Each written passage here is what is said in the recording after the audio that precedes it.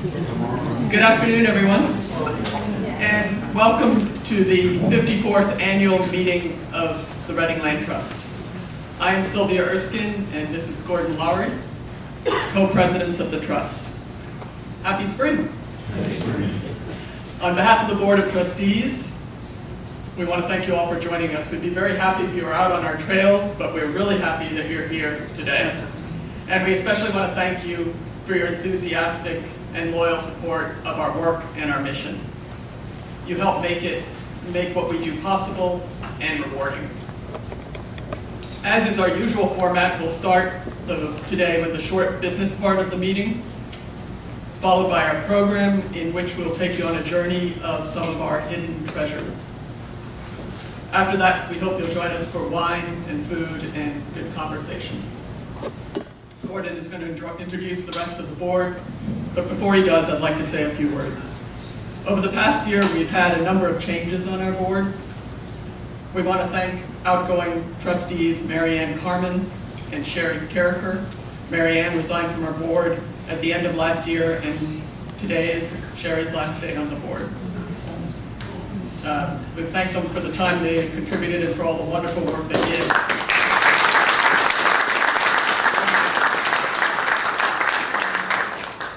Sherry and Marianne. Sherry. Thank you. Your efforts are greatly appreciated. And all the creative energy and spirit that you put into our events, and especially our summer programs, helped make them the success that they were.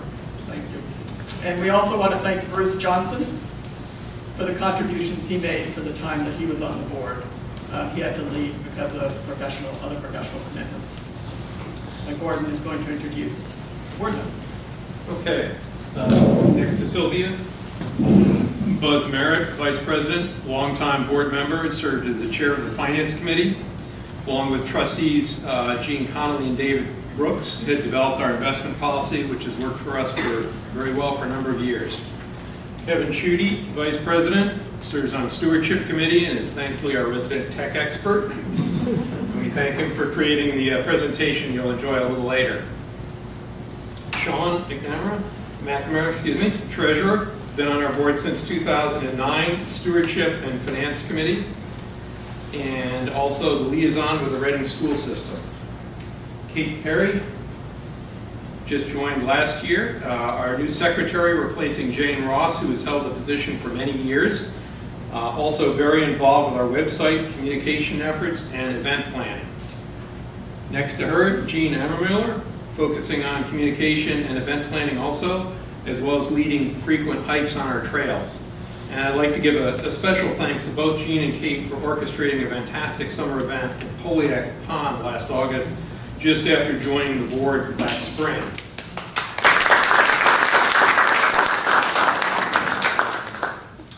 Then Bruce Gibbon serves on our Stewardship Committee, has electronically mapped many of the trails in Reading at this point, and also almost always the first one to volunteer whenever we need help on a new project. David Heald. David Heald is traveling and unable to join us today. He serves on the Communications Committee and has taken many of the photos in the program you'll see later. Sherry Carricker, member of a third-generation family of land savers, responsible for our membership records and serves on the nominating committee. And finally, Jane Ross, recovering from surgery and unfortunately can't be with us today. She's been a trustee for more than 20 years and has served as our secretary for much of that time, beautifully crafting articles, letters, and minutes. Also served on the nominating and communications committees, and we miss her and wish her a speedy recovery. Also want to welcome our new trustee nominees, Wendy Lee, Susan Lockwood, and Kevin Roth. And with that, to Kate. So as the new secretary, and since Jane couldn't be here today, I wanted to, in the spirit of brevity, call for the waiving of the reading of the minutes from the 2018 meeting and ask for a motion for their approval. So moved. Do I have a second? Second. All in favor say aye or raise your hand. Aye. Awesome. We also want to recognize a few of the people that are here today that are important partners. John McLaren, if you're here, please stand up. Or raise your hand in the case of John. John McLaren, our ever vigilant property monitor and part-time land manager and great assistant with all things land trust. Thank you for all that you do.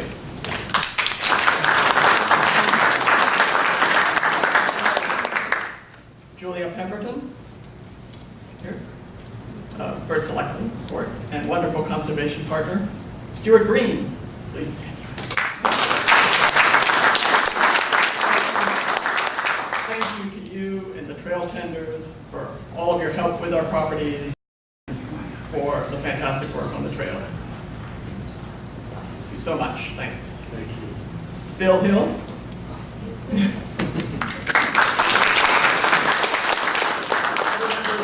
Conservation Commission. Thank you for your open space advocacy and protection. Amy Pardee, our tireless partner in the town who wears 3 hats and does the work of 3 people, land use, zoning, and conservation together. We're indebted to all of you. Thank you so very much.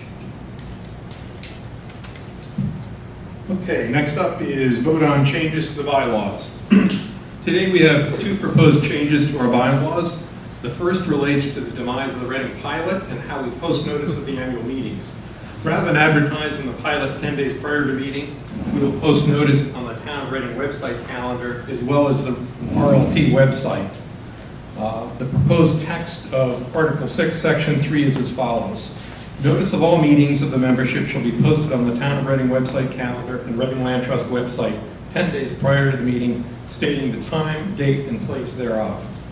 In the event that the amendment, addition, or repeal of the bylaws of the corporation is to be considered in any meeting, a written notice stating the place, day, hour, and purpose shall be given by the president by mail, addressed to each member at least 10 days before the date fixed for such meeting. Second change deals with how we define a quorum for RLT board meetings and how many trustees need to vote for something for it to be considered an act of the board. While our bylaws have allowed us to have more than 9 trustees, until recently the board remained steady at 9.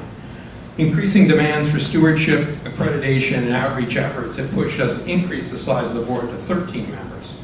Our bylaws, however, define a quorum as 6 and the act of 5 trustees to be an act of the board.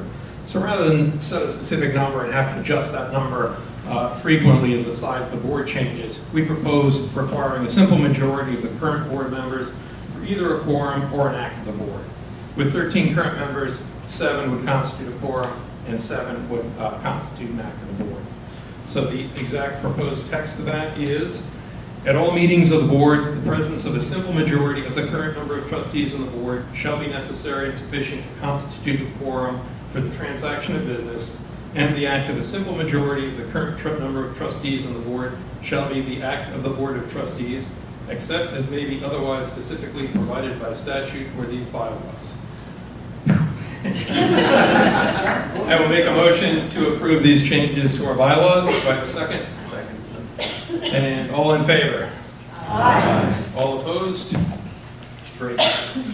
Passed. Sean? Okay, Treasurer's Report. The Reading Land Trust continues to be an efficient organization thanks to the hard work of our all-volunteer board, as well as volunteers from our membership community.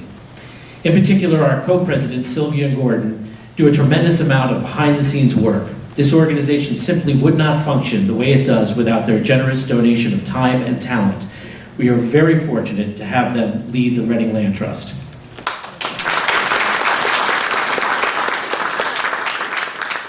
The year 2018 was another good year for the Trust. Thanks to you, our membership donations were up over 10% compared to the previous year. We thank you for your generosity. Our expenses were down 3% from the previous year as we work hard protecting the land and doing the work needed to maintain our national accreditation. We also want to thank John McLaren for the great work he does for us. The Town of Reading and the Land Trust share the expenses of our open space manager to make sure that we are not only preserving the land, but also protecting it. The Land Trust maintains a defense fund of $108,500 and an easement stewardship fund of $189,000 to ensure that we always have the resources to protect our land when needed. I have copies of the 2018 financial report if anyone would like a copy, and we want to thank you for your continued support and helping to keep us a lean, mean land-saving machine. Okay, on to finance report. The finance committee consists of Buzz Merritt, myself, Sean, and Wendy Lee.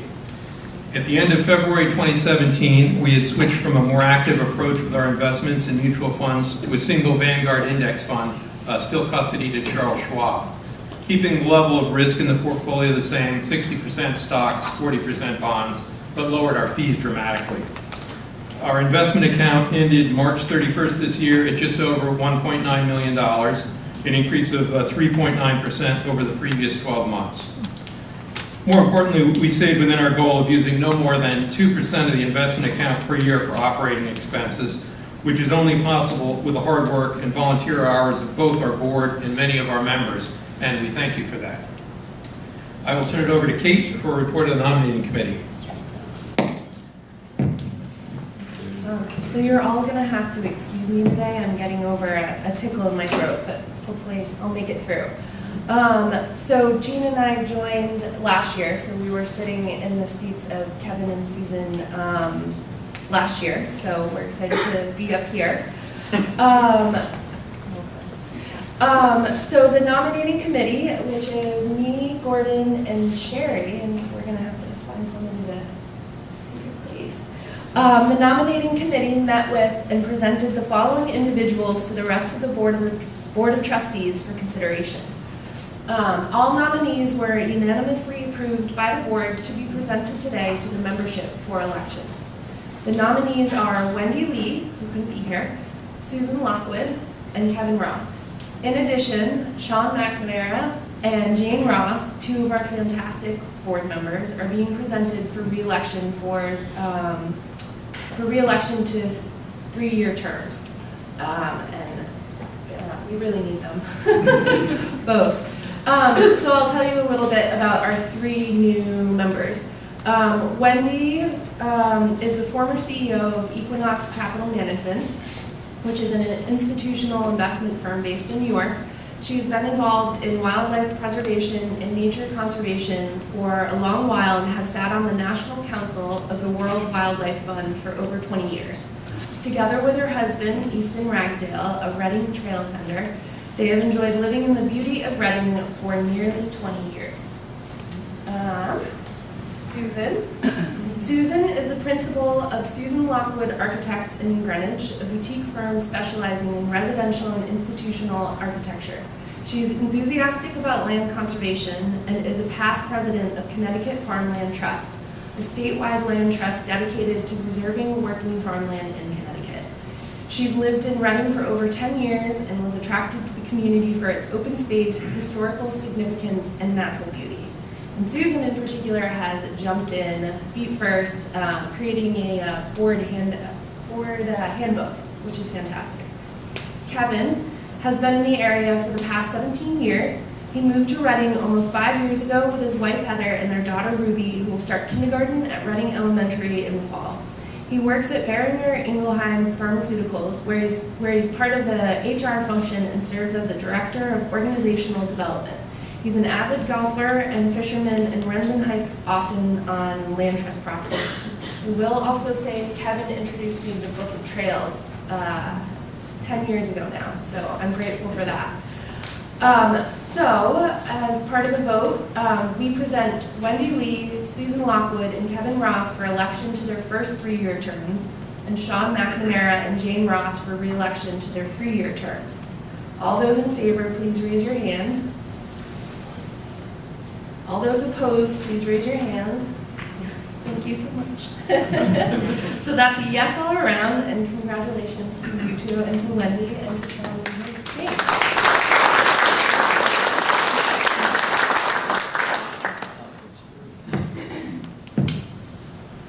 Okay, I'll start out with a brief review of last year and then turn it over to Sylvia for some highlights of things to come this year. Last April, we held a hike to officially open the Stevenson Preserve in Bethel, highlighting a 2-mile trail which we built, as well as a parking area for 6 cars off Route 58, and a new kiosk built for us by Josh Adams of the Bethel Land Trust. Early July, our annual butterfly count with Victor Massey at Crossfields. Then in late August, we had the chance to highlight one of our less-known properties, Poliac Pond, and Kate and Jean put together an amazing event, complete with food from Taproot, a bluegrass band, local beer, and guided walks around the pond. We then had a series of well-attended holiday hikes, a turkey waddle over parts of Stormfield after Thanksgiving, a Boxing Day hike at Brinkerhoff, and a New Year's Day hike at the Rock Lot Scott Preserve, which attracted over 24 hikers. In addition to a full plate of events, we were fortunate to receive 2 significant donations at the end of last year. Aaron Charney and Ben Hanani of Mountain Road gave the Land Trust a conservation easement on 24 acres of their property. This was the first conservation easement we've accepted using the Connecticut Land Conservation Council's model easement as a template. While this easement is on private property and not open to the public, it protects a valuable corridor of wildlife habitat connecting our property on Mountain Laurel Lane on one end with the Rock Lot Scott Preserve on the other. Several acres of ponds and pristine wetlands feed directly into the Norwalk River, and very few invasive plants are present on the property. This easement would highlight a normal year's activity for us, but we were extremely fortunate last year to receive a large tract of open space, which has long been discussed in conservation plans over the years. I'll let Sylvia give you the details on that during our presentation later. We have a lot of exciting events coming up this year, and it's a long list. I will move through it quickly, but there's also a handout at the back of the room, so you don't have to keep dates and times in your head as I'm going through this. On the morning of April 13th, as part of Mark Twain Library's Frog Frolic, we are again collaborating with the Conservation Commission and the Connecticut Botanical Society on a nature walk led by our open space manager and dragonfly expert, and he really is an amazing dragonfly expert, John McLaren, naturalist Susan Robinson from the Conservation Commission, and Bill Hill, owner of Warwick's Farm and also a board member of the Conservation Commission. A great event for families in the morning on the 13th. On April 27th, we think a most appropriate post-Earth Day celebration is going to be the opening celebration for the Mary Ann Guitar Nature Preserve, the spectacular 31-acre property we own with the town of Reading at 18 Hill Road. Please join us. We will hike the just about 2-mile trail that Gordon and Stuart have put together in record time and gather for refreshments afterwards. It'll be an exciting day. On May 9th at 7:30 p.m., we will be again presenting the program you are about to see at the Mark Twain Library. So if you are so enchanted with what we tell you and want to see it again, please join us. And if you know people that weren't able to be here today, please spread the word. Also in collaboration with the events at the library, we'll be leading a walk on one of our hidden treasures 2 days later on May 11th. Good celebration for Mother's Day. On Sunday morning, June 7th, National Trail Days, we'll be co-hosting with the Conservation Commission a hike starting at Fox Run Road. And on July 6th this year, with Vic DeMazzi, who I think is here, our resident butterfly expert, has agreed to partner with us again on the National Butterfly Count. So please come and join us at the Crossfield and Heist easement on Cross Highway. And it's a great event for families and kids of all ages. Come and watch the butterflies waking up in the meadow. It's really magical. And please save the date of August 24th for our annual summer event, featuring another of our exceptional properties. More information will be available soon on our website. Please sign up at the back of the room also for the newsletter, which you can get via email. And October 19th, another lunch on the ledge, a hike and picnic to the Great Ledge, also open to all ages. The leaves should be ablaze with fall color, so it should be really spectacular. And now, please join us, as Mary Ann Guitar would say, in an exploration of the beauty of our area on the roads less traveled as we show you some of our hidden treasures. Thank you for being here today. So, the theme today is hidden treasures. We have our treasure map up here. Because when we were doing the party on the pond, we realized that a lot of people didn't know we had that piece of property. So here we are at Poliac Pond, and the most common comment I got was, oh, I didn't know you had this property. So it's a hidden treasure. And part of that is two quotes that I'd like to show you if this works. One of which is a quote that Stuart gave us about Jerry Ross, who used to be lead trail tender, who said, if it's in the book of trails, we have to maintain it. And the corollary to that, which I heard often, is if it's not in the book of trails, it doesn't exist. So, you know, we all know and love the book of trails, and we realize there are a lot of land trust properties that aren't in the book of trails, and because of that, they're hidden treasures. And to start off our hidden treasures, we want to talk about the Fields and Poliac Preserves, and I think we have Kate and Jean to do that. If you want, come on up. Okay. Thank you, MC. Everyone wants to see you. Especially if we trip on the way. That's a good practice. Thank you. There you go. You go first. And also, I have to say, you guys did an amazing job on the treasure map. So, good work. So last August, 150 land trust supporters wearing sensible shoes crossed some railroad tracks under the helpful guidance of land trust volunteers and found themselves in the middle of a meadow next to a pond, complete with a new bridge and a beaver family. Most attendees had no idea that this hidden treasure existed, or that it made up 32 acres of the Reading Land Trust's more than 2,000 acres of preserved land. And so we realized, as Kevin said, we have a lot of hidden treasures in town, some of which we wanted to share with you all. The Poliac Pond Preserve certainly lives up to longtime Reading residents and supporters of the Reading Land Trust from its earliest days made the most of the property behind their house on Simpog Turnpike, including throwing an annual summer party so neighbors and friends could enjoy the woodlands and wetlands that were home to a wide array of wildlife. After their death, they left a legacy in the land they donated to the Land Trust, and in advance of last summer's party by the pond, we began restoring the meadow and clearing marked trails around the beautiful pond. To access the property, you can park along the train tracks on Simpog Turnpike. There's a nice pull-out for a few cars. Look both ways and listen carefully before crossing the tracks, and then you'll find yourself in a quiet, peaceful woodland with that gorgeous view of the pond just behind it. Separated by a few hundred feet of centennial watershed land from the Poliac property on George Hull Hill Road is a property named after Lottie Fields, a refugee from Nazi Germany, who surprised many upon her death when she left $6 million to the New York Public Library, more than 100 priceless pieces of art to her alma mater, Wellesley College, and 22 acres of woodlands to a very grateful Reading Land Trust. If you follow the right bank of the Saugatuck River after it flows under George Hall Hill Road, the river makes a sharp right turn where you will find this hidden treasure, an idyllic spot with dappled sunlight, tufts of grass, and an old stone wall along the river. That's the train. That's not at Lottie Fields.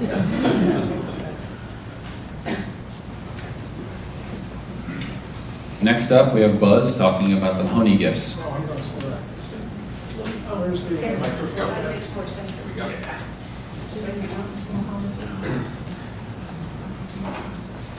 Well, I've had the pleasure of dealing with Brian Mahoney, who has been serially giving small pieces of acreage for many, many years to create what is now a really fine piece of property that we have. Brian is an interesting fellow. He's not here in Florida. He was asked, but he couldn't make it. But Brian started out in New York as a New York businessman, came out here 50 years ago in '68, bought 20 acres on Ledgeway Road, the east part of Ledgeway Road. Others bought little pieces. I think a character was in there somewhere. And he bought it from a fellow who was involved with Bridgeport Hydraulic named Hubble. It was an old hunting camp. And the hunting camp was there because it was the confluence of many game trails that led out through that area. Brian's house himself was the old lodge. It is a fireplace that takes 6-foot-long logs. He's a very interesting guy, and he had a brother who commuted from this area to New York. He was a professor at Manhattan College for something like 40 years. Brian had a daughter and her friends, and she rode horses throughout all this. In 1970, a developer, local developer, was going to put 40 houses on this acreage and also the acreage to the northeast off Sport Hill Road. And this, Brian organized a group to get together to try to prevent this. They did essentially prevent it. And in the course of this, Brian bought his 40 acres, which is to the west of Ledgeway Road, from Ledgeway contouring down to the Ascatuck River. He bought this and he's held it for all these years. And soon he got the idea of donating it piece by piece, typically 20-acre parcels, roughly a building lot, to the Reading Land Trust, sequentially, not every year, but most years, to where we now have accumulated nearly 40 acres. There's something like 4 acres that he has not given us, which he assures us we will eventually get, keeping it for possible family ownership. But he's done this consistently for a long time, to, I must say, and he would admit, great financial advantage to him through significant federal and state tax reductions. He's done it cleverly, he's done it sensitively, and he's done it consistently for many years. Brian also, I might say, has asked me to announce that he plans to give the Land Trust a nice 5-figure cash donation to support Stuart and his trail people, most specifically to clear out the access to his property, this Mahoney tract, which comes from Sport Hill Road. Your trail maps, trail book will show this access here comes from Sport Hill Road. And indeed it does. But a much better access to date is at the end of Ledgeway Road, which ends up at Brian's gated driveway, and then extends through what looks like an old, maybe logging road. Very easy to park by the side of the road, 3, 4, 5 cars, no problem. And you can walk directly into the best part of the property. Then you can go west, down contour, and crisscross and climb over some boulders and do what I like to do most in the woods. Well, I have nothing against trails. I like to go into the woods, deep into the woods, suitably armed with knowledge of contour and sun and my magnetic compass, and just sit for a while. When you go into the woods, you never see all the wildlife. You see very little of the wildlife. But when you go out and sit quietly for half an hour or so, it's perfectly amazing what you will see. And that's a dimension of our properties which I'm not sure people take full advantage of. So that's about it on the Mahoney property, and we value it a lot. And I have had a lot of fun walking. You can't get lost there. And I've had a lot of fun with it, and I hope you will too. And we move from Buzz's forest bathing to the Stevenson Preserve with Gordon. Thank you, Kevin. I'll take this later. It's all yours. Handle that. Okay, the Stevenson Preserve. Located on off of Route 58 in Bethel. This is not quite as hidden as some of our other properties here today, but it's not in the book of trails, so we felt it qualified to be mentioned. Given to us by Jack and Charmaine Stevenson in 2013, thanks to their long-standing relationship with Marianne Guitar. Property is 128 acres. Charmaine still owns a similar sized piece adjoining our property with a conservation easement over most of it, making the combined roughly 250 acres one of the largest undeveloped tracts in the town of Bethel. If you take a look at the Bethel GIS map, you'll see it's really easy to pick this out with all the houses around it. It's a real sanctuary. Including the one of the features here, the man-made pond, which you'll see in the fall here. And this is a map of the trail that we built. Despite the size of the property, there really wasn't good access to it when we were given it. Hoyt Hill Road comes in here off of Route 58, so we own some frontage there. We have frontage on 58. We also have legal access on Stone Dam Road, but that's sort of across someone's front lawn and a driveway, so you feel a little strange walking in there even if you're legally allowed to. Anyway, we decided to build a gravel parking lot up here off of 58 for 6 cars. That took about 2 years to go through all the civil engineering, the surveying, the back and forth with the Connecticut Department of Transportation, but we eventually, with Barrett Cram's help, got that done and opened that in 2017 to finish the trail and kiosk just in time for our opening walk last spring. It's a nice 2-mile loop going around the property here. There's also a shorter loop that just goes up and back to around the pond for a quick walk. Thanks to the new parking area and easy to navigate trails, property has actually gotten quite well known in Bethel and receives a decent number of regular hikers, from whom we actually borrowed the next slide in the presentation, along the northern side of the property, about not too far from the pond. This highlights some of the really interesting topography and rock formations found there. Nothing too steep in terms of hiking, but a lot of nice up and down and varied terrain. Again, some really interesting stone walls here. This is a stream on the southern side of the property. To the right here is Charmaine's existing property, which again covered with a conservation easement, so that's all very natural state. And a vernal pool, which Stuart was nice enough to mark in his trail map that you'll see at the kiosk there with a GPS track. This is up on the western portion of the property. I was up there last week, and the peepers and wood frogs are really out in force there at this point. And finally, another shot of the pond.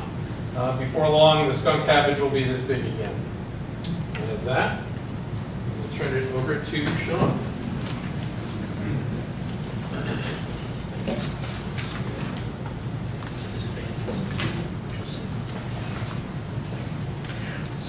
Okay, the Marianne Guitar Preserve.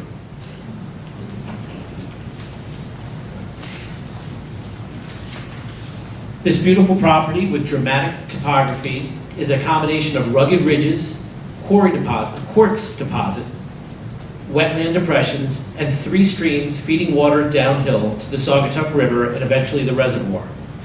This property protects the important watershed from development, keeping the water clean and pure, and preventing and preserving the natural habitat. So it runs south. It's the southeast portion of Route 107 from Old Mail Coach Road to the sharp bend in the road. So that's coming down the hill. This is Reading Road, Reading Roadhouse down here.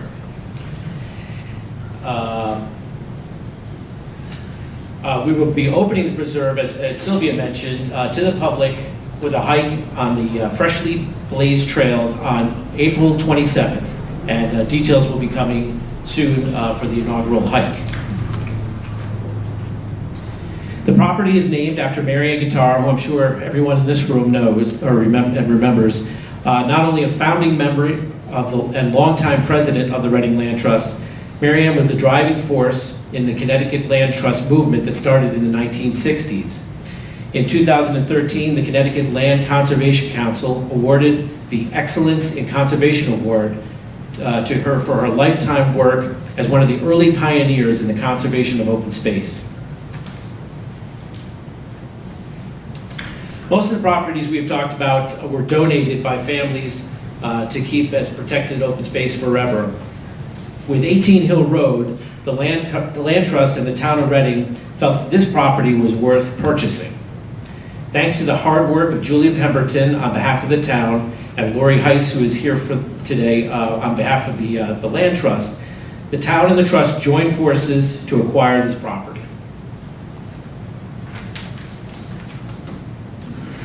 They won a state conservation grant to pay for roughly half the cost, with most of the rest coming from the Land Trust, thanks to donations from our members like you. And then the remaining cost came in the form of a grant from Aquarian. In addition to the natural beauty of this property, there is some historic interest as well. The remnants of Old Mail Coach Road, which run right here, can be seen. It runs the entire border of the property. And as you can see from this map in the 1800s, you can see the house of Mrs. Platt. And you can discover the foundation, which is right here, while exploring the property, as well as the remains of a dam. The dam was used by the Platt family to harness the power of the stream for a button factory and a boot shop. And that's the dam right there. So please find time to explore this beautiful Reading treasure, the Marianne Guitar Preserve.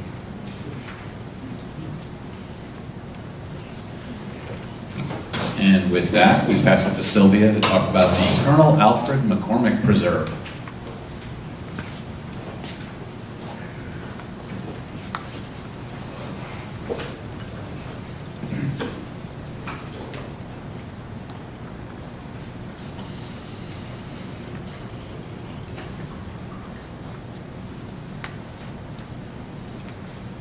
About a year ago, a fellow named Scott McCormick sent us an email to tell us that his father and uncle owned some property in northern Reading and southern Danbury, which they might want to conserve.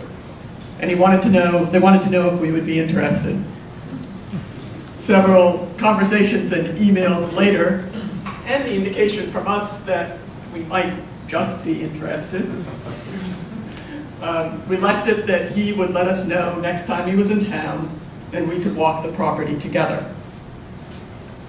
Several months went by and we reached out again in early November of last year. This was followed by a whirlwind of activity.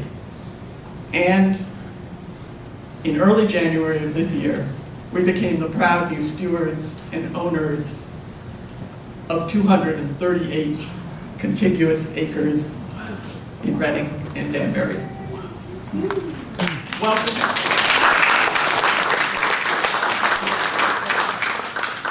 Welcome to the Colonel Alfred McCormick Conservation Preserve. A beautiful mix of woodland, open meadow, drumlin, and river habitat. The donors are Robert and Winthrop McCormick, and the preserve is named after their father, Colonel Alfred McCormick. This is the map of the property. You can see Pickett's Ridge Road comes up in the bottom, Stars Plain to the west, George Hill Road to the east. The Saugatuck River runs along the eastern border, and East Stars Plain Road is the northern border in Danbury. There are about 155 acres in Reading and a little over 80 acres in Danbury. He was commissioned a colonel at the age of 41, and after the war was awarded the Distinguished Service Medal for his overall contribution to the Allied victory. In addition, in 1944, he was named an honorary commander, Order of the British Empire, and served in this position until hostilities ceased. In honor of Colonel McCormick's civic and military service to the country, the Reading Land Trust is very proud to name the preserve in his memory. The donors wish to preserve the property as conservation land in perpetuity, but they also had another condition for the donation. The Stamford Fish and Game Club has been using the property for more than half a century, and the McCormicks wanted to allow them a few years so they could have time to find another location for their activities.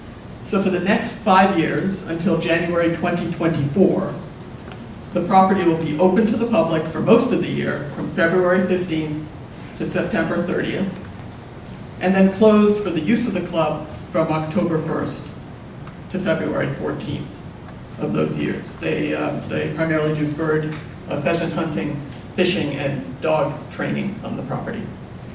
After January 9th, 2024, the preserve will be open year-round to the public.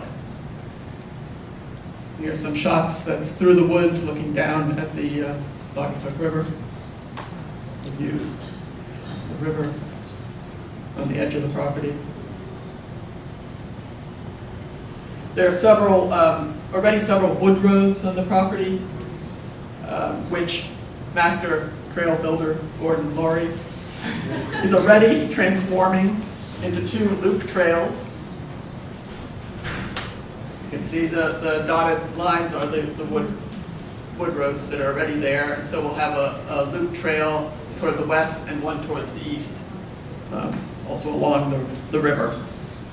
I think there are really 2 or 3 Gordons, given all the work that has been accomplished here at the Mary Ann Guitar Preserve. So thank you, Gordon.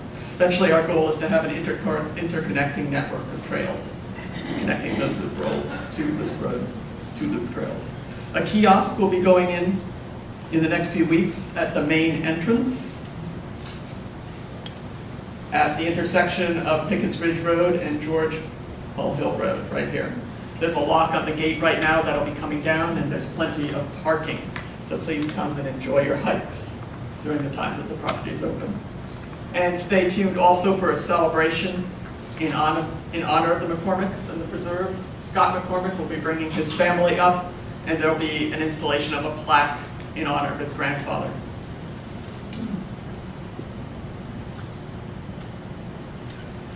Another shot of it. Before we move on to the remaining items, I would like to end this part of the program with this thought. We live in very challenging times. Our open spaces and public lands are under threat from a variety of sources, human and environmental.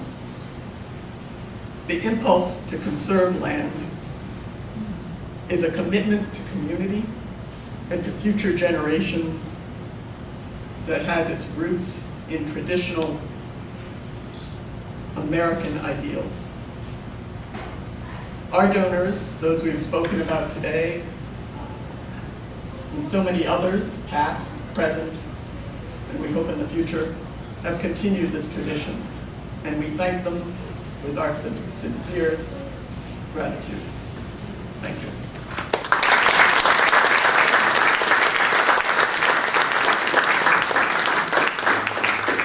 We're not quite done. So the obvious question that comes up when you see all these hidden treasures that are not in the glorious Book of Trails is, when are we updating the Book of Trails to include all these hidden treasures? So we want to give you a sneak preview to the next Book of Trails. So first, a little history. The first Book of Trails is 82. I don't have a copy. Stuart still found one. And then we have the 85, 92, and 2005. So it's been 14 years since the last Book of Trails was published. And as I said at the beginning, if it's in the Book of Trails, we have to maintain it. And if it's not in the Book of Trails, it doesn't exist. So we want to change that, and so we are now putting together an electronic Book of Trails. This is a sneak preview of the new Reading Land Trust website. Thanks to Kate and Jean especially. And on the website, there is now a whole section for the new Book of Trails, which has all the old treasures, like this one, and some of the new treasures, like Poliock Pond. And all of those have been written up, and there's links and all sorts of lovely bits on that. And all the general information that was in the old Book of Trails is now online, like things to know before you go. While I'm in the middle of the new website, I had to show off the new Reading Land Trust logo, which the Kate and Jean also led the charge on, because it looks good, and it's because we're a little nuts. In addition to the actual website, there is linkage on each of the trails to something called the Hiking Project, which is a public site where you can post trails.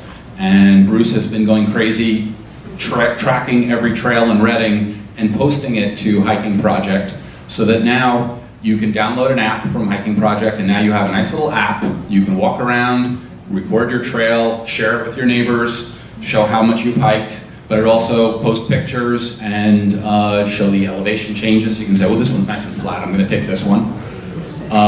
And so the Hiking Project has almost all of our trails are on that, and the pages from the Reading Land Trust Book of Trails site will point to those trails so that you can go back and forth between them. And just to give you an idea of how many little trails have been marked, you see all the little blue lines there, those are all the things that Bruce has tracked with his little phone. So, and Stuart, sorry, forgot about Stuart there. So the last thing I'll say here to close this out is that we've put trails on, and many of our properties will be in the Book of Trails, but just because it's not in the Book of Trails does not mean it's not open for you to hike. Anytime you see one of these nice little yellow signs, it means you're welcome to wander in and enjoy the woods and forest bathe and enjoy the woods. So with that, thank you all very much.